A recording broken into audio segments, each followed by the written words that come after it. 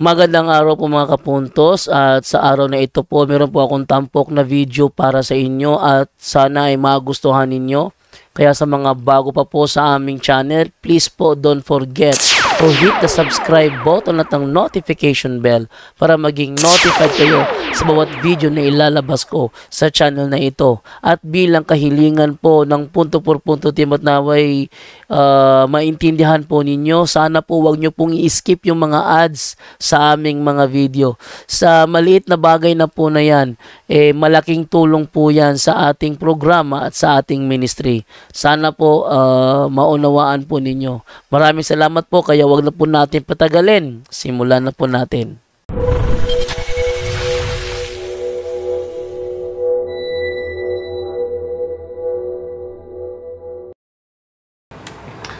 Para makita natin yung yung mga shout out pala sa ating parish priest dito, Father Efren Dulauta, ating parish priest dito sa Santo Niño Parish, si Father Romeo Barcelona, ang ating kasama parish vicar din natin dito sa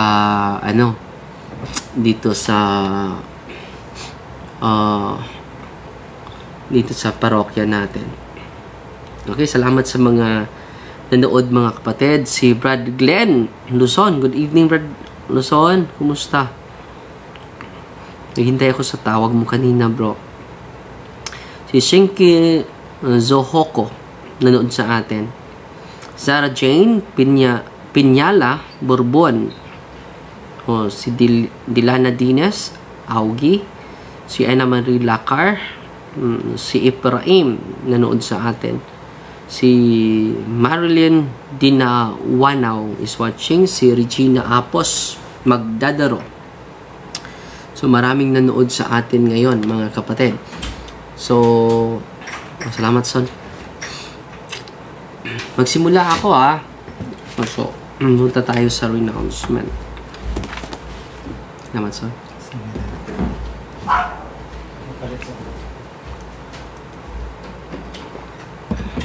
Pwede, init-init ari gamay son? Init-init gamay.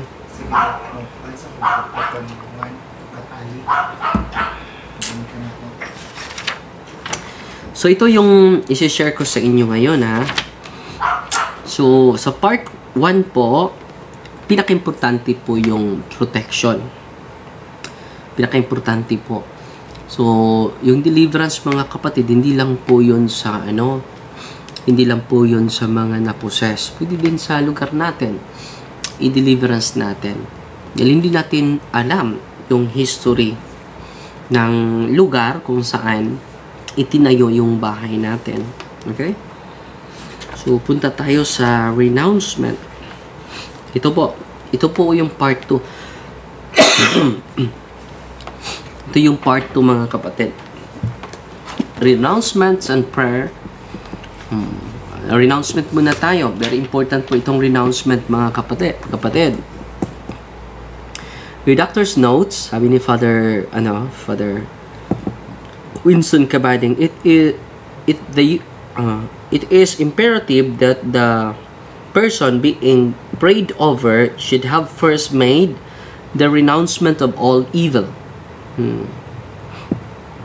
occult practices and holy vows and holy ties and relationships, if possible in front of the Blessed Sacrament.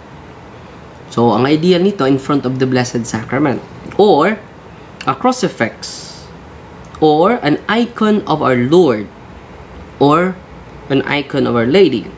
This should be followed by sacramental confession as much as possible, or at least an act of contrition. So, importante mga kapatid, no? So, gawin pala ito in front of the Blessed Sacrament.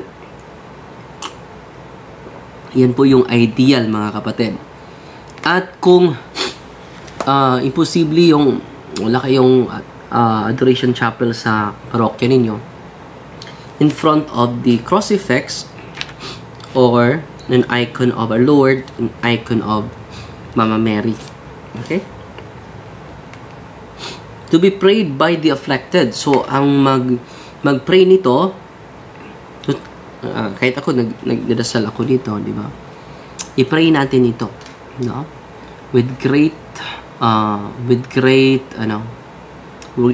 devotion po. Breaking the unholy soul ties. Dahil lahat ng mga ginagawa natin na masama, may soul ties tayo. Lalo-lalo yung mga occult practices, yung paglapit sa mga occult persons, mga occult, paggamit ng occult objects, mga anting-anting, mga agimat. Yan po ang meron tayong ties. It is unholy ties. Ito po, ang ganda ng prayer. At ipopost ko po ito, breaking the unholy soul ties. So, mag-sample lang ako na portion sa prayer, pero ipopost ko po itong prayer na ito. Jesus Christ, I confess that you are the Lord of my life, and you alone hold the highest possession of power and authority under our Heavenly Father's throne. I proclaim that you, Yahweh, are my Heavenly Father, and that your throne holds all power, all authority, and rules over all powers and principalities. Father, I acknowledge and I am in agreement to all of your ways, and I am in full agreement to the possession you have given your only begotten Son, Jesus Christ. Over my life, I sit myself at Jesus Christ's feet under the truth of His teachings, and I surrender and yoke myself to the mantle of His rule and power. Ito po yung consecration to renouncement and then confession by breaking, ito yung introduction, breaking the unholy soul ties. I renounce sin, Satan and his works, and all his minions of deceptive trickery, which come against the believer and the unbeliever. Yan po yung breaking the unholy soul ties, no? At sabi dito, through ignorance I had walked as sinners walk, and I had talked the language that sinners speak before I came to accept Jesus Christ into my life. I had indulged myself with sinful behavior because I did not fully understand or appreciate the love you had for me, and I repent. Kung meron kang maraming tinitira na babae, meron kang mga relasyon, mga maraming lalaki na sa'yo, and then dahil dyan na na-curse ka. Meron kaming pasyente, mga kapatid, na-curse dahil sa kanyang panglalaki, na-curse dahil sa pambabae. Ito po, dahil may unholy soul ties po yan Father, I repent for having had unlawful and immoral sexual relationships, walang kasal, no? And I seek your forgiveness, Father, from every time I had neglected to listen to you. For I know this type of behavior does not reflect your character. By the blood of Jesus Christ, I speak to break off me every negative and spiritually dangerous connection my soul has made to each one of those sexual partners. Let their sins be theirs and my sins be mine, covered under the blood of Jesus Christ. Father, if any one of these ex-partners have sinful behavior in life or living in disobedience to your ways, I want to clarify that I am not in agreement to any of their sinful ways. Ito po yung unholy soul ties.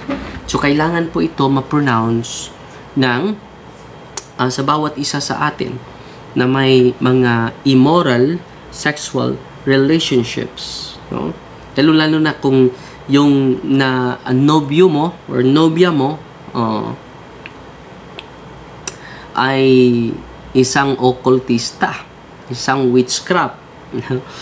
Merong nahirapan na siya sa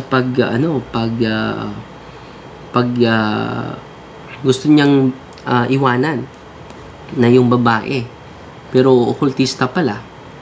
So meron siyang sakit na natanggap na walang finding sa doktor.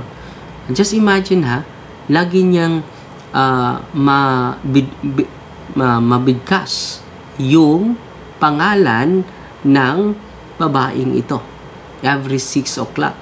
No? Every 6 o'clock, babanggit niya, mabigkas niya yung pangalan ng babaeng ito. At bigla lang sasakit yung niya, yung ulo niya. At araw-araw po yan. Exact time, alas 6 po. And then, nung nakatanggap siya ng sacrament, completely healed po siya. So, ito po, malaking tulong po ito. Okay? Kung malalaman namin through interview, ito po, grabe talaga, mabisa po ito na prayer ng simbahan po. If the person feels led or the Holy Spirit brings anything to remembrance that the penitent needs to forgive or seek forgiveness for regarding an ex-partner, or they feel led to repent or renounce anything regarding them, do so now before continuing, for repentance and forgiveness lead to freedom. So kung meron kang naalala na mga nagawa mo sa kanya, or ikaw nakagawa ka sa kanya ng mga injustices, maalala mo na nakapagsalita ka, nakapag-curse ka, forgiveness and repentance. Okay. Breaking the ungodly vows or pact or contract. Ito po ay very essential po. Now is a good time to destroy or get rid of any physical gifts or other objects that can hold the soul tie together, such as a gift given by the adulterous, immoral relations. Example na meron akong love potion dito, ibibigay ko ito sa iyo, mga gifts, no? Talisman, amulets, etc. Anything that can hold the band together between you and that person. Kailangan i-renounce, mga kapatid, no? So, dito po, ito yung prayer of renouncement. Dahil meron akong mga pasyente na pumupunta dito, at sa pagpunta nila dito, mga kapatid, sinasabi nila, binibigay lang po itong sandabid sa akin. Yung sandabid, love potion po yon para maraming mga babae na magkagusto sa'yo. So, ito po, no? Ito po, yung prayer po. In the name of Jesus and by the power of His blood, I now renounce, break, and sever all unholy soul ties formed between me, myself, and through the sin of, example, fornication, adultery. Dahil marami ka ng mga babaeng na nabibihag, marami ng nabibighani sa'yo. So ito po, very essential po ito. I now command any evil spirits which have taken advantage of this and holy soul tie to leave me now in Jesus' name. The penitent repeats the prayer if he has more than one evil soul tie to break. So pagangalanan niya, yung adultery, fornication, yung pagkamulat sa pornography, ganun. Susunod, the ungodly vows, dahil merong mga covenant, agreement, or pact, or contract na kailangan ma-renounce. No? Ito po, ang pag-renounce sa mga dami, no? Dami. Oo. So, ito po. Pero, okay, magalala, ipopost po natin ito. Ito mga ungodly vows, yung mga kapag makatanggap ka nito, hindi ka matabla ng bala, and then ang sukli nito, yung bunso mo, iaalay mo sa espiritu. So, or merong contract with the demon, with the spirits, no? Ito yung prayer, mga kapatid, ha.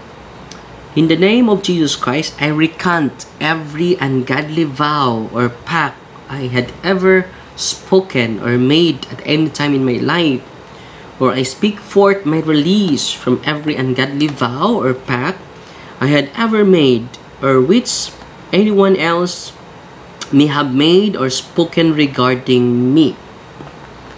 In the name of Jesus Christ, I recant every ungodly vow or pact I had ever spoken or made at any time in my life, and I speak forth my release from every ungodly vow or pact I had ever made, or which anyone else may have made or spoken regarding me.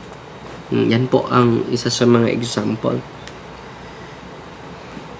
So, I bind, I rebuke each demonic spirit that was assigned to enforce spiritual attachment against me.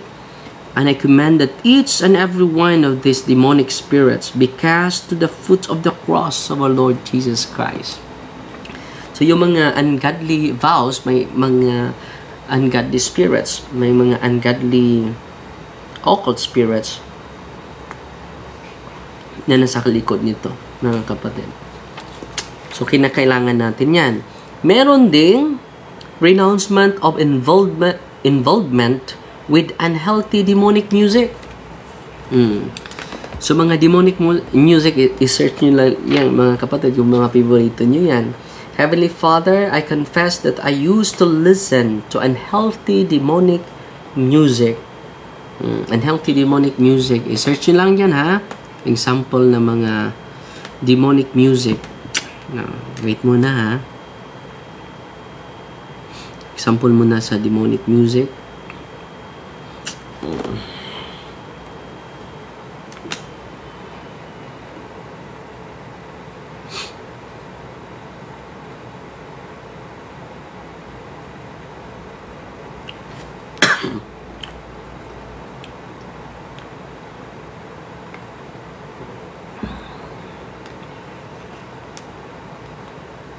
Ito po, no? Black Sabbath, no? Metal and rock. Black Sabbath, Raining Blood, intense and aggressive thrash metal, The Number of Beasts. Iron Maiden, based on biblical and horror themes. Lucifer, Behemoth, Hellraiser, Suicide Commando, dark industrial electronic music. Come to Daddy, Lux Eterna, Night on Bald Mountain. So, yan po. Kayo na mag-search, ha, sa mga demonic prayer. Kung fan ka sa mga demonic prayer, yung mga prayer na nag-promote ng mga malaswa, grabe. Kalaswaan, it is a demonic prayer, and healthy demonic music. In the name of Jesus, I ask that you will forgive and cleanse me from this sin. In the name of Jesus, and through the power of His blood, I now renounce, break, and sever all soul ties that have been formed between myself and the unhealthy music, yung mga specific song, mga demonic artists I used to listen to and enjoy, as well as any soul ties formed between myself and the artists and groups, and demonic influence that have produced these unhealthy songs and music. In the name of Jesus, I also renounce, break, and nullify any curses that I may have come under because of listening to unhealthy music I used to listen to and enjoy. Okay. Meron ding renouncement of Masonry, Freemasonry. So, merong first degree until 33rd degree. So, this is to be prayed by a Mason. Pero hindi ko ipopost po ito kung siguro ano natin ito, i-separate natin yung Mason, no? Dahil hindi naman lahat Mason, no? Yung mga mason, mga elite lang po yun. Okay? So, including kung meron ka mga ninuno na mga mason, dapat may prayer for renouncement po yan. The premise, redactor's notes, Freemasonry was condemned as incompatible with the Christian faith by Pope Leo XIII in his encyclical Humanum Genus in 1884. The 1983 document from Congregation of Doctrine of Faith affirms that the status quo. The prohibition was once more reiterated by the Dicastery for the Doctrine of Faith on November 13, 2023. In its response to His Excellency, Most Reverend Julio Cortez, Bishop of Dumaguete, the ban of joining Freemasonry covers the lay faithful, religious, and clergy. The ban, no? So, malinaw na malinaw yan, ha? So, babasahin lang, ano lang tayo sa specific na sa renouncement of Freemasonry, no? Dahil every degree renounce, okay? So, yan yung, patuloy tayo. The afflicted can be encouraged to kneel if they are evil as a sign of surrender and humility. So, when we renounce, no, kailangan we kneel down. In many cases, included in the openings of the afflicted are emotional baggage that prevent one from loving truly and forgiving wholeheartedly. It is necessary, therefore, that the afflicted pray for grace to be healed emotionally before proceeding to either the closing of the occult third eye or solemn exorcism. It is imperative that the afflicted pray the following prayers sincerely and wholeheartedly. Itong prayer for spiritual healing, kasali po ito sa renouncement, ha? Okay. To be prayed before the Blessed Sacrament, or at least a crucifix or image of our Lord or the Blessed Virgin Mary. Generational sins and curses are not inherited, as if the ancestor sins come down to the progenies. Instead, they are understood as evil spirits that take some dominion over the bloodline due to the pact made with them. So, itong generational sins and curses, hindi po ito handed down. It is because of the pact of the ancestors given to the evil spirits. They are understood as evil spirits that take some dominion over the bloodline due to a pact made with them, making the next generation vulnerable of their influence. So, hindi po napasa yung kasalanan. Itong tinatawag natin generational sins and curses are not inherited, as if the ancestor sins come down to the progenies. Instead, they are understood as the evil spirits that take some dominion over the bloodline due to a pact made with them, making the next generation. Thus, the strong temptation to sin seems to be present, often in every generation of that family. Consequently, the adverse effects of their sins are seen analogously as generational curses. Okay? So, yan po. Ipipray natin yung prayer for one's enemies. Ito po pinaka-importante po. There's no liberation, authentic liberation without authentic forgiveness po. Yan po ang totoo. So, una, prayer for one's enemies. Lord Jesus Christ, in your great mercy, you prayed for the forgiveness of those who crucified you. And you taught us to love our enemies and to pray for those who persecute us. Lord, I pray that you forgive those who threat me unjustly and speak out against me, and that you bless me and bless them and guide them according to your will. Take away any bitterness I may have in my heart against them. Lord, may your forgiveness, goodness, and love be revealed in all of us. Your praise and glory. Amen. Yan po. Prayer. Ito yung pinaka-importante sa parte sa renouncement, mga kapatid. prayer for one's enemies. And then, breaking generational sins and curses. Okay? Yan po. I-pray natin. In the name of Jesus, I confess the sins and iniquities of my parents. Yung mga malinaw na mga kasalanan sa ating mga ninuno. Yung, example, yung lolo ko, yung lula ko ay palakero. No? Yung visible lang. No? Yung grandparents, I confess, and all other ancestors. No? In the name of Jesus and by the power of His blood, I renounce, break, and sever all curse of iniquity and generational curses I have inherited from my parents, grandparents, and all other ancestors, and break and sever all unholy soul ties formed between myself and my parents, grandparents, and all other ancestors. Maganda po itong prayer na ito. Okay? And meron ding healing the family tree.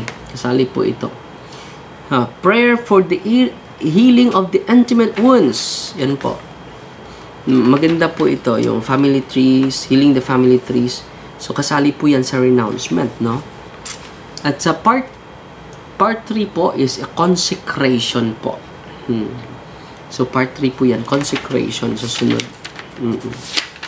Dahil ni-renounce mo na yung hindi sa Diyos, so i-consecrate mo na din yung buhay natin. So part 3 po yan, okay? So healing the family tree. Heavenly Father, I come before you as your child in great need of your help. I have physical health needs, emotional needs, spiritual needs, and interpersonal needs.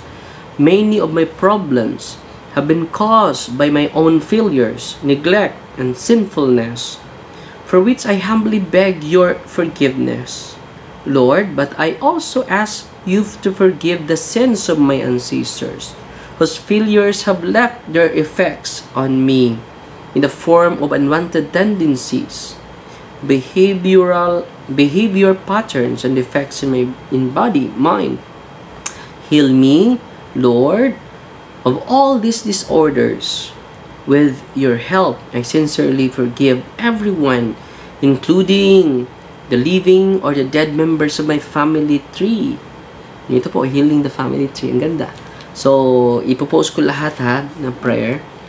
The prayer for the healing of intimate wounds. Grabe yung intimate wounds natin. Di ba? After that, the penitent then petitions our Blessed Mother. Ito po pang huli, mga kapatid. The Blessed Virgin Mother, Mary, and doer of nuts, no? The petition for her aid in being released from the power of the evil one. Kailangan natin ng tulong sa mahal natin ng Birhen Maria. Okay? So, tingnan po muna kung na-live na ba tayo. Okay? Yay! Nandito na. Live, diba? So, part 2 na po tayo, no? Sana po ay natuto po kayo ngayon at ma-share nyo po ito. So, ang prayer, mga kapatid, sa mga taga-sunod natin sa YouTube, nandito po sa Facebook page ko. Dahil hindi ko malagay sa YouTube, pero nilagay natin sa Facebook page natin. Okay?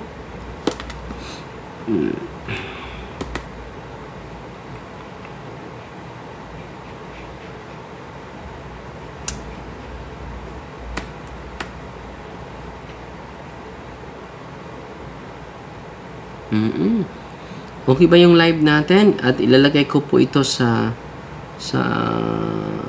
YouTube channel natin, mga kapatid. Okay, bakit natin i-pray sa ating mahal na ina? The penitent then petitions. Pwede natin ito i-pray, mga kapatid. Kahit ako kailangan nito para ma-purify po tayo sa mga occult involvement sa ating mga ninuno. Tayong lahat po, at malaking tulong talaga ito sa atin. At sana po ay isi-share nyo po ito sa mga mahal natin na mga kapatid. Lalo na sa family circle natin, ha?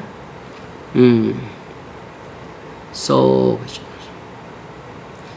dito po yan sa solemn, hindi po muna sa ka-father kabading po itong ginagamit natin.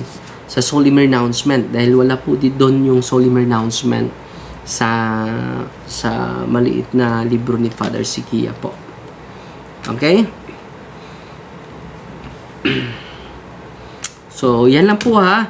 At sana po ay nag-enjoy po kayo ngayon. At Father, si Mabel, good evening Father Darwin and everyone. Thank you sa tanan. Teaching Father, praying for you and your team. Always Father. Si Mabel. Si Aseria Lumanta, good evening Father from Jensen. Si pasensya na kayo, hindi ko makita yung mga star senders. Bakit hindi ko makita sila? Hello Father, good evening. Kumusta na ka? Hope maayo na sa hingpit. Wala pag iubog apon, no? Pero all is well mga kapatid, no? All is well po. Follow and subscribe po kayo sa kay Brother Aljan sa Mr. 721 Catholic po. Kindly follow po yung Facebook page ni Aljan, ha, para marami kayong matutunan, no? Marami kayong matutunan na maganda na mga karanasan, no?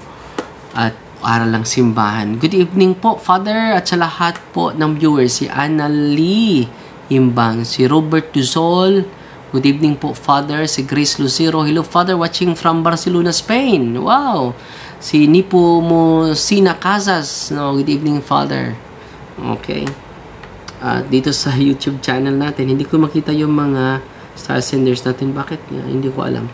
Daghan kayong salamat Father. Si Kato LC Dular. Sa mga nanood sa YouTube channel natin, so ipopost ko ngayon yung prayer for renouncement, ha. Part 2 po yan, ha. Part 2 po yan. So, tuturuan ko po kayo, lalo-lalo na sa solemn renouncement, mga kapatid. Dahil, very essential po yan. Sana makasagawa tayo ng prayer for protection sa pamilya ninyo at prayer for renouncement. Abong pamilya po yan. Okay?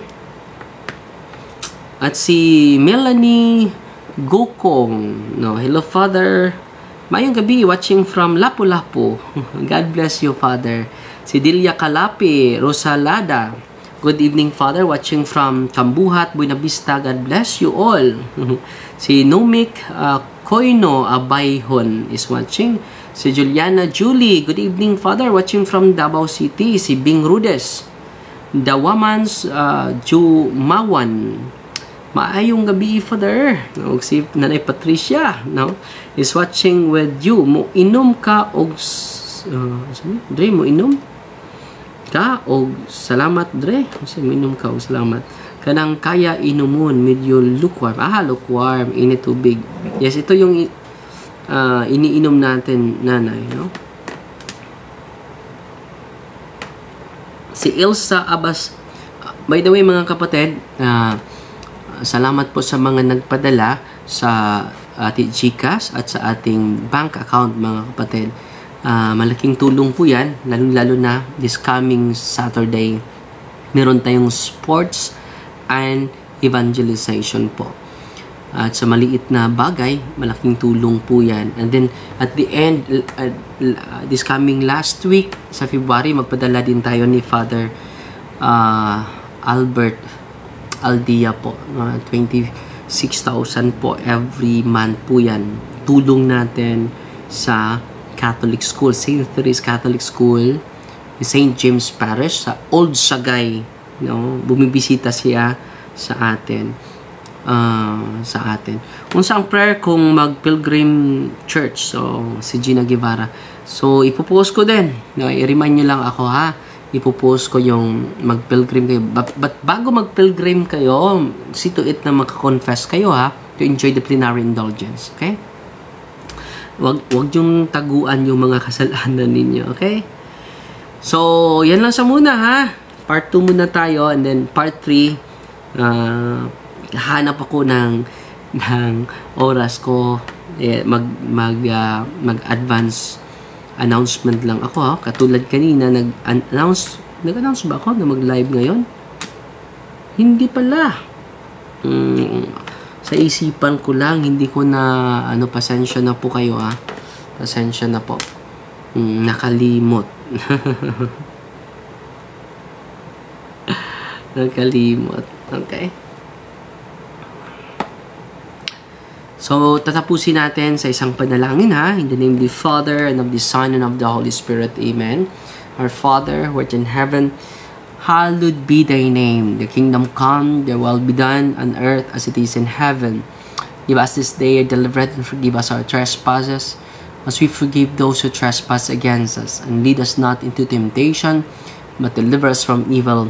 Amen. Hail Mary, full of grace, the Lord is with you. Blessed are you among women, and blessed is the fruit of thy womb, Jesus. Holy Mary, Mother of God, pray for us sinners, now at the hour of our death. Amen. In the name of the Father, and of the Son, and of the Holy Spirit. Amen. At mga kapatid, don't forget, ha, na ipopost ko mamaya yung prayer dito po sa Facebook page. Hindi ko ma-post dun sa, sa Facebook, sa YouTube channel natin. At Fight Maria, to accept thee with a humble heart po. God bless.